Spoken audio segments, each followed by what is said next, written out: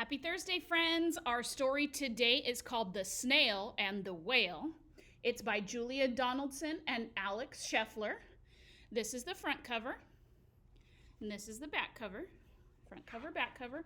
When we open the story, we always have the title page. That's right, we always have the title page. Sorry, there we go. There's the title page. On the title page, it tells us the name of the story. It's by Julia Donaldson, and the pictures are by Axel Scheffler, and it's a puffin book.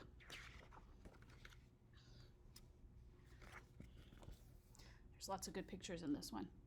This is the tale of a tiny snail and a great, big, gray-blue humpback whale.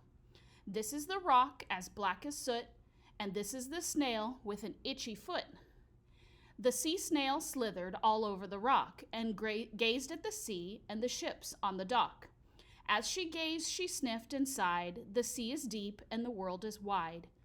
How long to sail, said the tiny snail. See, there's the little itty bitty snail. There's the rock, and this is the big ocean. See, there's the little snail on top of the rock, looking at all the ships. These are the other snails in the flock, who stuck tight to the smooth black rock, and said to the snail with the itchy foot, "Be quiet, don't wiggle, sit still, stay put." But the tiny sea snail sniffed and sighed, then cried, "I've got it, I'll hitch a ride." This is the tale of the tiny snail, a silvery trail that looped and curled and said, "Ride wanted, round the world." So there's the little snail. She made a message. This is the whale who came one night when the tide was high and the stars were bright, a humpback whale immensely long, who sang to the snail a wonderful song of shimmering ice and coral caves and shooting stars and enormous waves. And this is the tale of the humpback whale. He held it out to the starlit sea and said to the snail, "Come sail with me." This is the sea, so wild and free, that carried the whale and the snail on his tail to towering icebergs and far-off lands. See all the little penguins and all the icebergs. With fiery mountains and golden sands. These are the waves that arched and crashed, that foamed and frolicked and sprayed and splashed. The tiny snail on the tail of a whale. These are the caves beneath the waves, where the colorful fish with feathery fins and sharks with hideous toothy grins swam past the whale on his snail of a tail. This is the sky, so vast and high, sometimes sunny and blue and warm, sometimes filled with a thunderstorm, with zigzag lightning, flashing and frightening, the tiny snail on that tail of a whale. And she gazed at the sky, the sea and the land, the waves and the caves and the golden sand. She gazed and gazed, amazed by it all, and she said to the whale, "I feel so small." But then came the day the whale lost his way.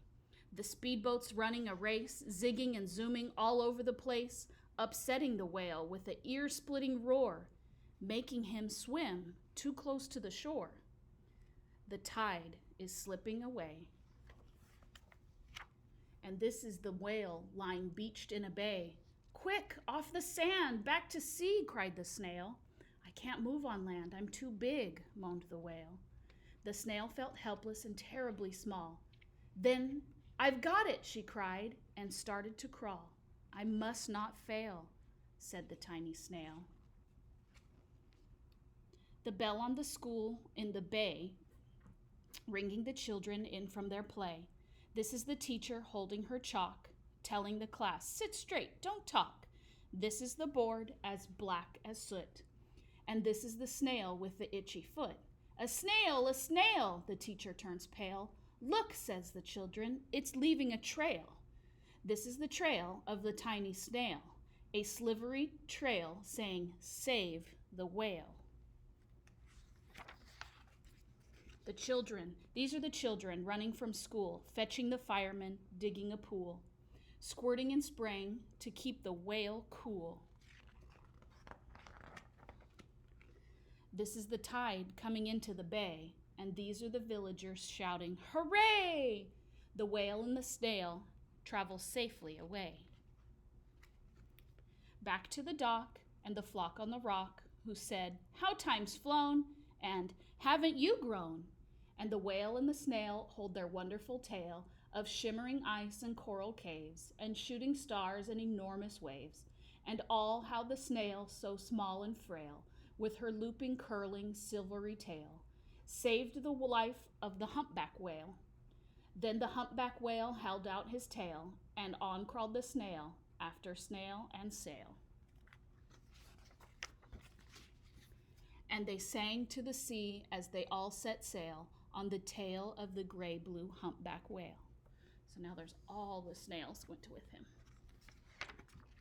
And that's the end. I hope you enjoyed our Thursday story.